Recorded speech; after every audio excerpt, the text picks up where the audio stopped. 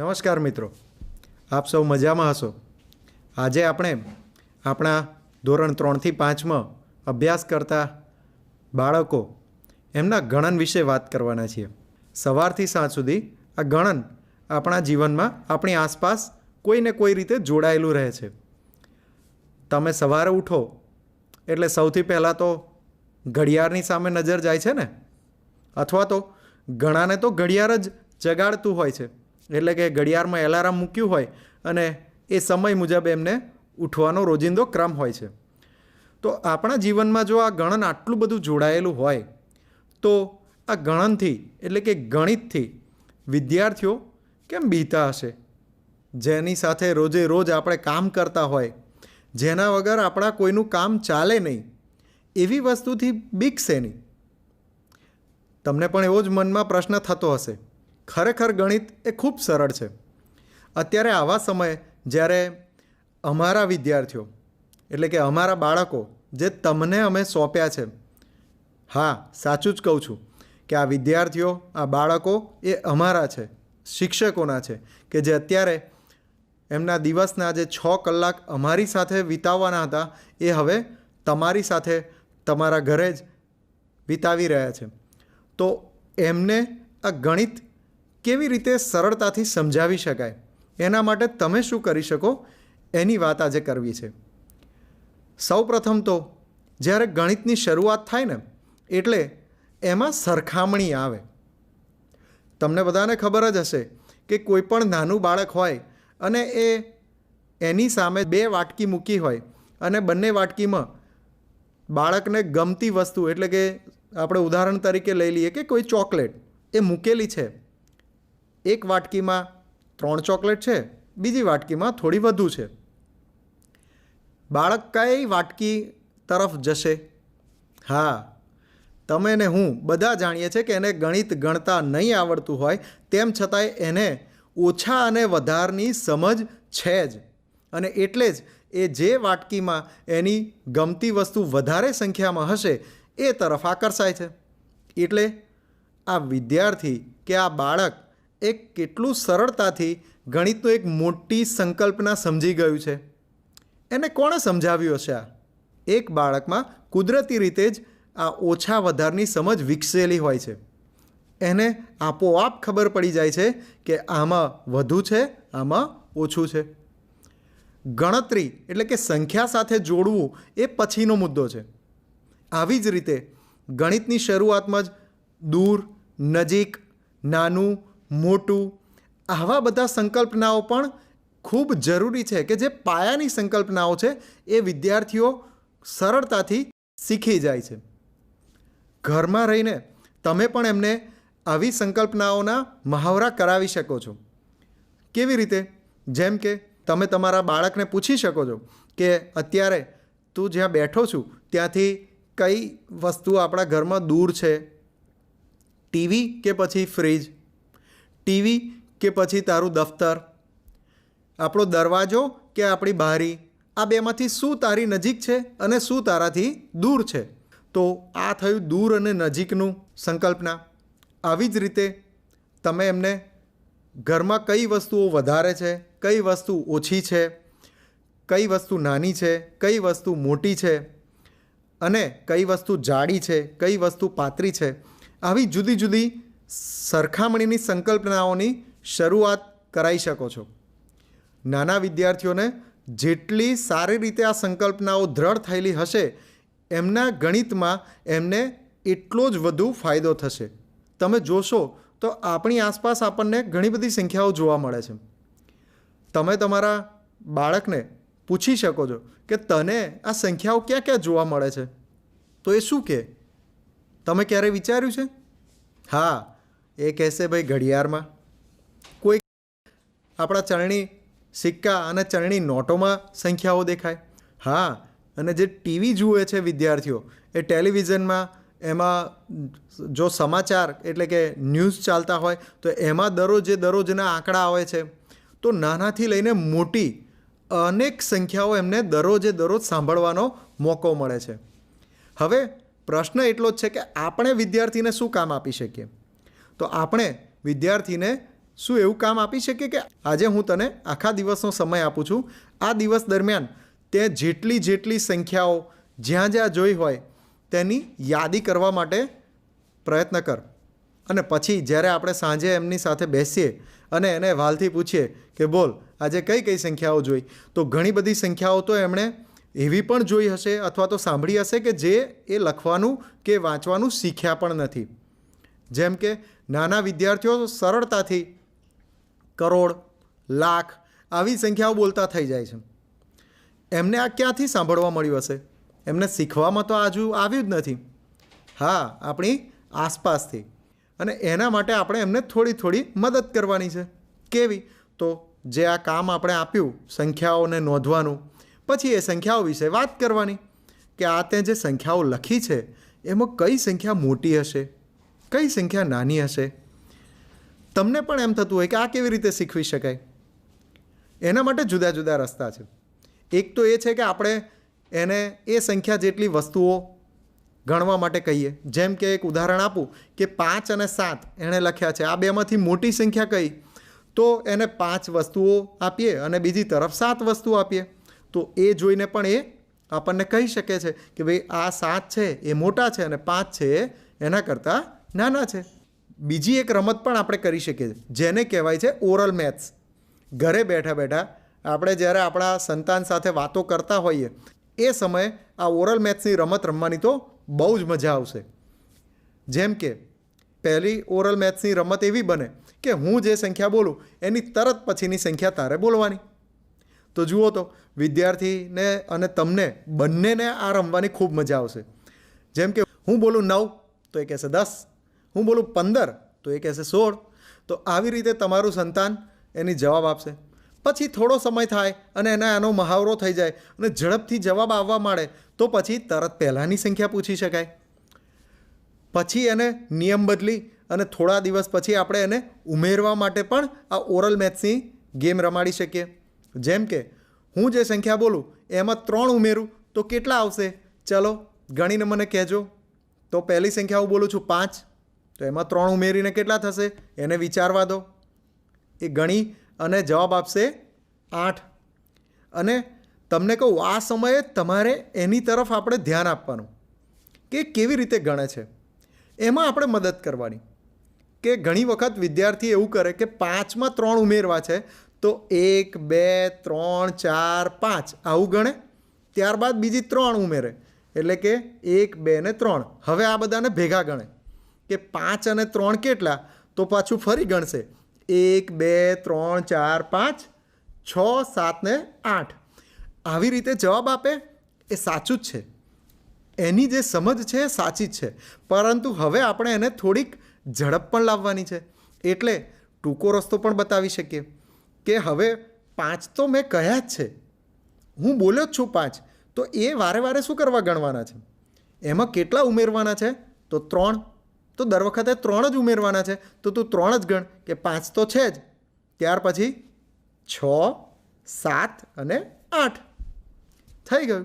તો આટલી નાની મદદ એના આત્મવિશ્વાસમાં ઘણો બધો વધારો કરશે અને એની જે ગણિત ગણવાની સ્પીડ છે એ ખૂબ વધી જશે. તો આવી નાની નાની ટ્રીક તમે પણ ઘણી જાણતા જ હશો. તમે પણ નાનપણમાં ઘણી બધી આવી ગેમ રમ્યા હશો, ઘણી બધી રમતો રમ્યા હશો. એનો પણ ઉપયોગ કરો એમની સામે, એ પણ એમને રમાડો, એને ખૂબ મજા કરાવો. એક બીજું આપણે એને સંકલ્પના સમજાવી શકીએ એવી બહુ સરળ છે અને એ છે આકારો. હા, આપણા ઘરમાં છે ને, તમે આપણા બાળકને એ કામ પણ આપી શકો છો કે જોઈ કે આપણી આસપાસ તને કયા કયા આકારની વસ્તુઓ જોવા મળે છે. બીજી રમત પણ કરી શકાય કે ચલ હું આજે તને એક આકાર આપું છું, જેમ કે ચોરસ, અને ચોરસ આકારની આપણા ઘરમાં કઈ કઈ વસ્તુઓ છે તું શોધી અને એની યાદી બનાવ. આપણા ઘરની ટાઇલ્સ, લાદી એને ચોરસ દેખાશે, આપણો બેસવાનો પાટલો એને લંબચોરસ દેખાશે, એના કંપાસમાં એને લંબચોરસ દેખાશે, એના પુસ્તકમાં લંબચોરસ દેખાશે, એની નોટબુકની લાઈન પણ એને લંબચોરસ દેખાશે, એને બારીમાં જે આપણે સળિયા લગાવેલા છે એમાં પણ આકારો દેખાશે. ધીરે ધીરે તો આપણા સંતાનને આપણી આંખોમાં પણ એક આકાર દેખાશે. છે ને એવું મજાની વાત? અને આ સરળ વસ્તુ છે, આટલું તો આપણે આપણા સંતાનને કરાવી જ શકીએ છીએ.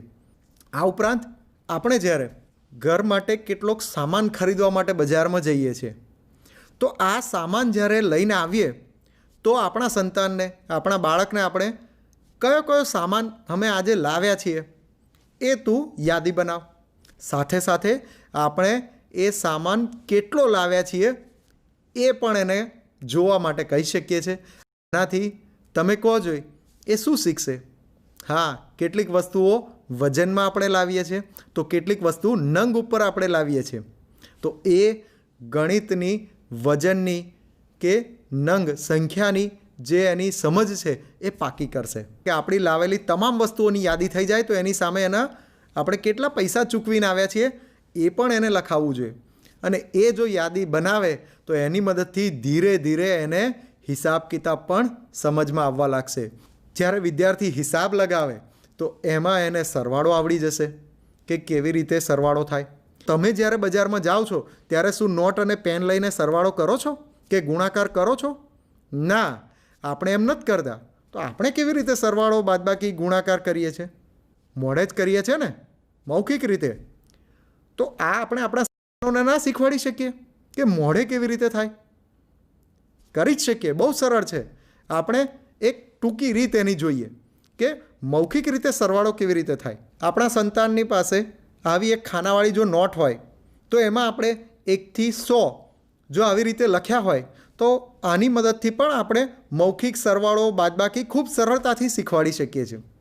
હવે આમાં આપણે 45 વત્તા 23 કરવા છે અને મૌખિક રીતે કરવા છે. તો પહેલાં તો આપણા બાળકને આપણે અહીંયા 45 શોધવા માટે કહેવાનું. તો એ આપણને બતાવશે કે આ રહ્યા 45. હવે આમાં કેટલા ઉમેરવા છે? 23. તો આપણે અહીંયા બહુ સરળતાથી એમને સમજાવી શકીએ છીએ. 23 એટલે કેટલા? તો 20 ને 3 23. તો હવે જ્યારે જ્યારે સંખ્યા ઉમેરવાની હોય તો એ ઉપર તરફ આગળ વધતા જવાનું હોય. એટલે તમે જુઓ કે 45માં ઉપરનું તરતનું ખાનું જોઈશું તો ત્યાં દેખાશે 55. એટલે કે 45થી 55ની વચ્ચે 10-10નો ગેપ છે. એટલે કે 45માં 10 ઉમેરો તો 55 થાય, 55માં 10 ઉમેરો તો 65 થાય. તો અહીં આપણે 45માં 1/10નો કૂદકો જો ઉપરની તરફ મારીએ તો ત્યાં આવશે 55. પણ આપણે તો 23 ઉમેરવા છે એટલે 10-10ના કેટલા કૂદકા મારવા પડે? 2 કૂદકા મારવા પડે. તો બીજો 10નો કૂદકો ઉપરની તરફ મારીએ તો 65 થશે. એટલે 45માં 20 ઉમેર્યા તો આવ્યા 65. હવે 3 પગલાં આપણે જમણી તરફ ખસીશું. ઉમેરવા એટલે હમણાં જ આપણે જોયું હતું એમ જમણી તરફ ખસવાનું. તો 65 પછી 3 પગલાં ખસીએ તો 66, 67 ને 68. તો 45 વત્તા 23 કરો તો 68 આવે. આ સંખ્યા ચોરસની મદદથી તમે બાદબાકી પણ આટલી સરળતાથી એમને કરાવી શકો છો. ધીરે ધીરે આપણે આ સરવાળા, આ બાદબાકી એમને બહુ સરળતાથી મૌખિક રીતે કરતા આવડી જશે. પછી આ સંખ્યા ચોરસ પણ હટાવી લેવાનું. આપણે માર્કેટમાં સંખ્યા ચોરસ પણ લઈને નથી જતા ને, પણ વિદ્યાર્થીને આ કૂદકા મારવું એ બહુ જ સરળતાથી યાદ રહી જાય છે. આ સિવાય પણ બીજો રસ્તો છે કે 13 અને 25. તો 13 એટલે 10 વત્તા 3 અને 25 એટલે 20 વત્તા 5. તો આ 3 ને 5 ને સાઈડ પર રાખ્યા અને 10 ને અને 20 ને ઉમેરી દીધા તો થયા 30. અને પેલા 3 ને 5 થશે 8. તો એ પણ 30 વત્તા 8 એટલે કે 38. તો એ રીતે પણ 13 વત્તા 25 38 આવે છે. આ ઉપરાંત તમારી પાસે પણ મૌખિક સરવાળા, બાદબાકી કરવાની ઘણી બધી રીતો હશે જ. અને આપણે આપણા સંતાનને એ કહેવી જોઈએ જેથી એમને આ ગણિત બહુ સરળ લાગે. આ જ્યારે સરવાળા, બાદબાકી કરી, ખરીદ વેચાણની વાત કરી તો એની સાથે સાથે આપણે કેટલાક કોયડાઓ પણ વિદ્યાર્થીઓને પૂછવા જોઈએ. ઉખાણા, સંખ્યાઓના લઈને પણ ઉખાણા હોય છે ને. સંખ્યાનું ઉખાણું ના હોય તો પણ વિદ્યાર્થીના ગણિતને સારું કરવા માટે એને નાના નાના ઉખાણા દરરોજ પૂછવા જોઈએ. ઉખાણાને જ્યારે કોઈ ઉકેલવા માટે પ્રયત્ન કરે છે ત્યારે એનું એનાલિસિસ એટલે કે એનું વિશ્લેષણ કરે છે, માહિતીનું પૃથ્થકરણ કરે છે અને પછી એમાંથી સામાન્ય તારણ પર આવે છે અને એમાંથી એ ઉકેલ તરફ આગળ વધે છે. એનો કદાચ જવાબ મળે પણ ખરો અને ના પણ મળે, પણ એનાથી આપણી મગજની જે શક્તિઓ છે, તર્ક લગાવવાની શક્તિ છે, પૃથ્થકરણની શક્તિ છે, જે ગણિત માટે ખૂબ જરૂરી છે, એનો ખૂબ સારો વિકાસ થાય છે. એટલે દરરોજ એક તો ઉખાણું આપણે આપણા બાળકને પૂછવું જ જોઈએ. વર્તમાનપત્રોમાં આવા ઘણા બધા ઉખાણા આવતા હોય છે વિદ્યાર્થીની આવૃત્તિઓમાં, તો એ પણ તમે એને ભેગા કરવા માટે કહી શકો છો. આ ઉપરાંત વર્તમાનપત્રોમાં 2 સમાન ચિત્રો આપ્યા હોય છે જે સરખા દેખાય, એમાં શું તફાવત છે એ શોધવાનું પણ આવે છે, તો એને પણ આપણે આપણા સંતાનને આપવું જોઈએ. આવા બધા કાર્યો કરવાથી વિદ્યાર્થીની તર્ક શક્તિ, નિર્ણય શક્તિ મજબૂત બનશે અને એના એ ગણિત ગણવામાં ખૂબ મદદરૂપ થશે. રોજબરોજ આવા કોયડા પણ પૂછવા જોઈએ. જેમ કે એક ઉદાહરણ આપણે બનાવીએ કે તારા મિત્રનું ઘર અહીંયાથી જો 400 મીટર દૂર હોય અને એ ઘરથી બીજા 200 મીટર આગળ આપણા ગામ સ્કૂલ આવેલી હોય, તો આપણા ઘરથી સ્કૂલ સુધીનું અંતર કેટલું થશે? તો એને એમાં ચિત્ર દોરીને પણ આપણે મદદ કરી શકીએ છીએ. આ કોયડાઓ બહુ અઘરા નથી હોતા, પરંતુ એને સમજવું જરૂરી હોય છે. એટલે આ કોયડાઓ જો આવા પૂછતા થઈશું તો એને સમજ પણ આવતી જશે અને એને નક્કી કરશે કે એમાં સરવાળો છે, બાદબાકી છે, ગુણાકાર છે કે ભાગાકાર છે. અને એટલે જ આપણે રોજિંદા આપણી આસપાસની વસ્તુઓને લઈને આપણા વિદ્યાર્થીને કોયડા પણ પૂછી શકીએ છીએ. ધોરણ 3 થી 5ના વિદ્યાર્થીઓને 3જા 4થામાં તો ફક્ત ગુજરાતીમાં જ અંકો લખેલા જોવા મળે છે. તો એમના માટે આપણે ઘડિયાળ છે, ચલણી નાણું છે, ચલણી સિક્કા છે, આ બધામાં જે અંગ્રેજી અંકો છપાઈને આવે છે એ પણ પરિચય કરાવવો જોઈએ. આ ઉપરાંત આપણે એક રમત બીજી પણ રમી શકીએ આપણા સંતાન સાથે, અંદાજ લગાવવાની. આ ખૂબ જરૂરી છે, અંદાજ લગાવવો. ઘરે આપણે રસોઈ બનાવવાનું શરૂ કરીએ તો પણ આપણે અંદાજ લગાવવાનું પહેલું કામ કરીએ છીએ કે ભાઈ કેટલા વ્યક્તિઓ જમવાના છે, તો કેટલી રોટલી જોઈશું, કેટલો ભાત જોઈશું, કેટલું શાક જોઈશું, કયું શાક છે કે જે બધાને ભાવે છે એટલે વધુ માત્રામાં બનાવવું પડશે, કયું શાક એવું છે કે જે ખૂબ ઓછા લોકોને ઘરમાં ભાવે છે તો આપણે ઓછું બનાવીશું તો પણ બધા ખાઈ રહેશે. તો આ બધું આપણે અંદાજા ઉપર ચલાવીએ છીએ, ખરું ને? તો આપણા સંતાનોને પણ આ અંદાજો લગાવવાનો મહાવરો તો આપણે આપી જ શકીએ. રસોડામાં લઈ જઈએ અને પૂછીએ કે આ વાટકીઓ ગોઠવી છે, અંદાજો લગાય, ગણવાની નથી, કે અંદાજે કેટલી વાટકી હશે અને હું પણ લગાવું, જોઈએ આપણા બેમાંથી કોનો અંદાજો સાચો પડશે. પછી જુઓ, ખરેખર ગણીને જુઓ કે કેટલો અંદાજો કોનો સાચો પડ્યો, કે કોનો અંદાજો વધુ નજીક આવ્યો. આપણા ઘરની એક ભીતથી બીજી ભીત સુધી આપણે જો ડગલા ચાલીએ તો અંદાજો લગાવો કે કેટલા ડગલા અંતર થતું હશે એક ભીતથી બીજી ભીત સુધીનું, અને પછી આપણે એ ડગલા માપીને જોઈ લઈએ કે આપણા બેમાંથી કોનો અંદાજો સાચો પડ્યો. મજા આવશે, કરી જોજો. અને આનાથી આપણા બાળકનો અંદાજો લગાવવાની જે ક્ષમતા છે, કૌશલ્ય છે, એ ખૂબ સારું થતું જશે. આપણા ઘરથી આપણા મિત્રનું ઘર છે એ કેટલા ડગલા પછી આવશે, ગણવાનો મહાવરો કરાવો. અને ગણવાથી શું થશે ખબર છે તમને? ગણશે તો ખરા, પહેલાં અંદાજો લગાવશે એટલે એક સંખ્યા મનમાં નક્કી કરશે, એક વિચારશે. પછી એ સંખ્યા જ્યારે અંદાજ લગાવીને પછી જ્યારે માપવા જાય છે એટલે કે એ ડગલા ચાલશે ને ગણશે તો એ સંખ્યા પણ બોલવાનો છે. એટલે આપણે એમ કહીએ ને કે ભાઈ બોલ 1 થી 50, એના કરતાં વધારે સારું છે કે આવું કોઈ અંદાજો લગાવીને એને આવું કામ સોંપીએ તો એ એમાં આપોઆપ બોલવાનો છે કે ભાઈ 1, 2, 3, 4, 5, 6, 7, 8, અને એ સંખ્યા બોલાઈ જશે. મોટી સંખ્યાઓ બોલાવી હોય તો થોડા વધુ દૂર સુધીના અંદાજા કરાવી શકીએ છીએ, ખરું ને? આ સાથે આપણા ઘરમાં કેલેન્ડર તો અચૂક હશે, તમારા ઘરમાં પણ હશે ને? તો ચાલો આ કેલેન્ડરની મદદથી આપણે શું કરાવી શકીએ જોઈએ. તો જુઓ, આ કેલેન્ડરનો નમૂનો છે અને આને બતાવીને આપણે આપણા બાળકને શું પૂછી શકીએ. જેમ કે સૌથી પહેલું તો આ કયો મહિનો છે? જુલાઈ. આ કયું વર્ષ ચાલે છે? 2020. જુઓ તો ખરા કેટલી મોટી સંખ્યા 2020. આપણું બાળક સરળતાથી બોલી જાય છે, વાંચી જાય છે. બીજી તરફ આપણને ગુજરાતી મહિનાઓના નામ પણ છે અને એમાં ગુજરાતી વર્ષ પણ લખેલું અહીંયા જ દેખાય છે. કયું છે? 2076. સારું, આપણા બાળક જો નાનું હોય અને શરૂઆતની સંખ્યાઓ એને ચાલતી હોય તો આ કેલેન્ડરના આ પાનાની મદદથી એ કેટલી સંખ્યાઓ શીખી શકે? 1 થી 31 સુધી છે ને? કેટલાક મહિના એવા પણ હશે કે જેમાં 1 થી 30 હોય. એક અઠવાડિયામાં કેટલા વાર હોય છે? તો આપણે બધા અઠવાડિયાના વારના નામ પણ એમને પૂછી શકીએ છીએ.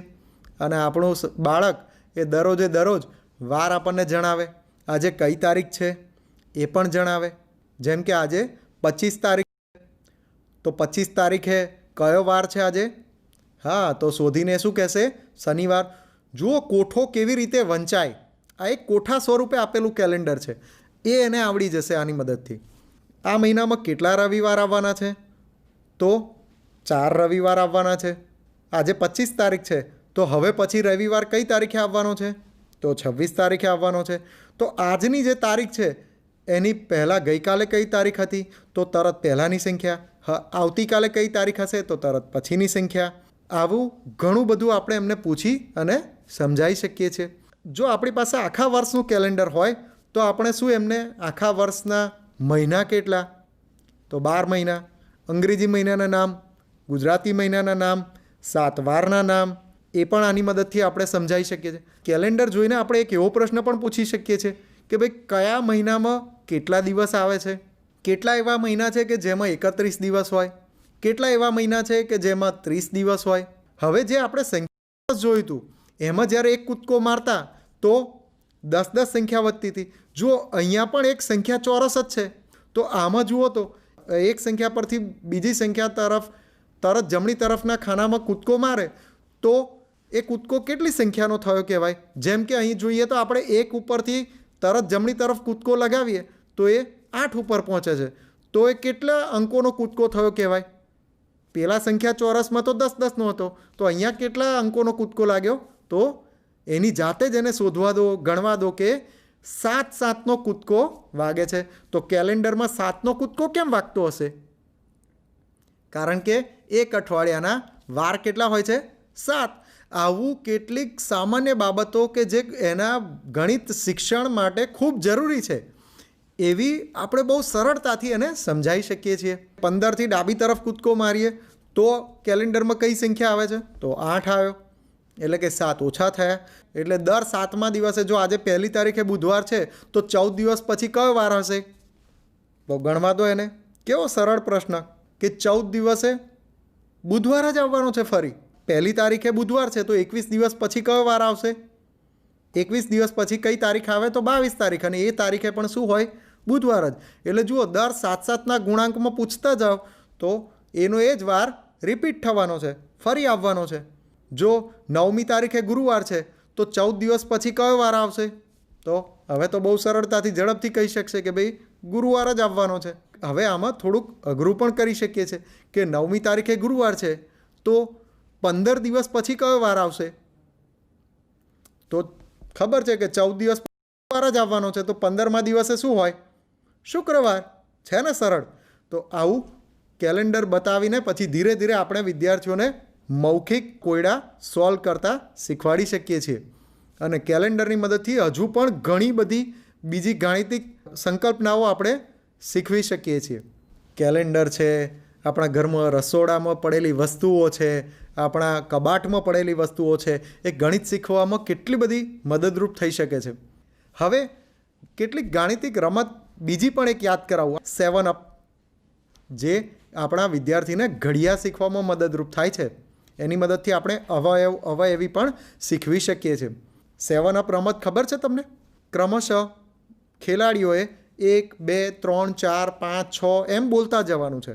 અને જ્યારે 7 અથવા તો 7ની ગુણાંકમાં હોય એવી કોઈ સંખ્યા, એટલે કે 7ની અવયવી કોઈ સંખ્યા આવતી જાય તો ત્યાં એ બોલવાને બદલે ત્યાં અપ એમ બોલવાનું છે. એટલે એક ઉદાહરણ આપું. જેમ કે 1 પછી કોઈ બોલે 2 તો ત્રીજો ખેલાડી બોલશે 3, પછી 4, 5, 6 અપ, 8, 9, 10, 11, 12, 13 પછી અપ. જો કોઈ 14 બોલી ગયું તો એ આઉટ થશે. તો મજા આવશે, રમી જોજો. આની મદદથી વિદ્યાર્થીઓ 7નો ઘડિયો ખૂબ સરળતાથી શીખી જશે. હવે 7 અપને બદલે પછી જે ઘડિયો શીખવો હોય આપણે નિયમ બદલી નાખીએ છીએ. 5 અપ કરી દઈએ એટલે કે 5 કે 5નો ગુણાંક આવે ત્યારે અપ બોલવાનું. અને આ રમત આપણા ઘરના જેટલા સભ્યો હોય બધા સાથે મળીને આરામથી રમી શકીએ છીએ. આ ઘડિયા એમને હસતા રમતા આવડી જશે. આવી ઘણી બધી રમત આપણે પણ નાનપણમાં રમતા હતા. તમને યાદ છે ને? પેલો અંદાજો લગાવવા માટે અંતરનો અંદાજાની વાત કરી ત્યારે યાદ કરો તો આપણે એવી કઈ રમત રમતા હતા કે જેમાં અંતરનો અંદાજો આપણે લગાવતા હતા? હા, ગિલ્લી દંડા. ભૂલી ગયા? આપણે સંતાનો આ રમે છે? નથી રમતા તો રમાડો એમને. ગિલ્લી દંડામાં આપણે શું કરતા હતા? ગિલ્લી જ્યારે દૂર પડે પછી આપણે શું કહેતા હતા એમને? અંદાજો લગાવતા હતા કે અહીંયાથી જે એનું ગબ્બી, આપણે એને ગબ્બી કહેતા હતા, કોઈ જગ્યાએ એને ખાડો કહેતા હતા, એ ખાડા સુધી કેટલું અંતર છે, આ કેટલા દંડા ત્યાં થશે, અને આપણે માગતા હતા કે ભાઈ 50 દંડા. આપણે અંદાજ લગાવતા હતા અંતરનો, અને પછી આપણને આપણા જે હરીફ ખેલાડી હોય એ શું કહેતા? જા આપ્યા. જો એટલું થઈ જાય એવું હોય તો એ શું કહે? જા આપ્યા. અને જો ના થાય એવું હોય તો શું કહે? ભાઈ આપવા પડશે. અને પછી દંડો લઈને માપતા હતા. ખરું ને? તો આપણો અંદાજ સારો કેમ બન્યો આટલો? આપણે આવી રમતો રમતા હતા. તો આપણા સંતાનોને આ રમતો કેમ ના રમાડીએ? આપણે રમાડીશું ને. બીજી એક આવી રમત યાદ છે? ગોકુળિયું. યાદ છે ને? કે ઠીકરી ઉછાળીને પાછળ નાખતા અને પછી જ્યાં પડે ત્યાંથી આપણે ડગલા કહેતા કે ભાઈ આટલા લંગડી આટલું કરીને ત્યાં સુધી પહોંચવાનું. બીજી એક રમત યાદ છે? દરિયો. ઠીકરી નાખવાની, જે પગથિયું છે એ પગથિયામાં પડવી જોઈએ. તો આપણો કેટલો પાકો અંદાજો આપણે થઈ ગયો હતો કે આપણે કેટલા જોશથી એ ઠીકરી નાખીશું, કેટલી ઊંચી નાખીશું તો જ એ પગથિયામાં જઈને પડશે. આપણા બધાના અંદાજા સારા થવાનું કારણ હતું આપણી આવી રમતો. તો આપણા સંતાનોને અત્યારે આપણો સમય છે, આપણે આ રમતો રમાડી શકીએ એમ છીએ.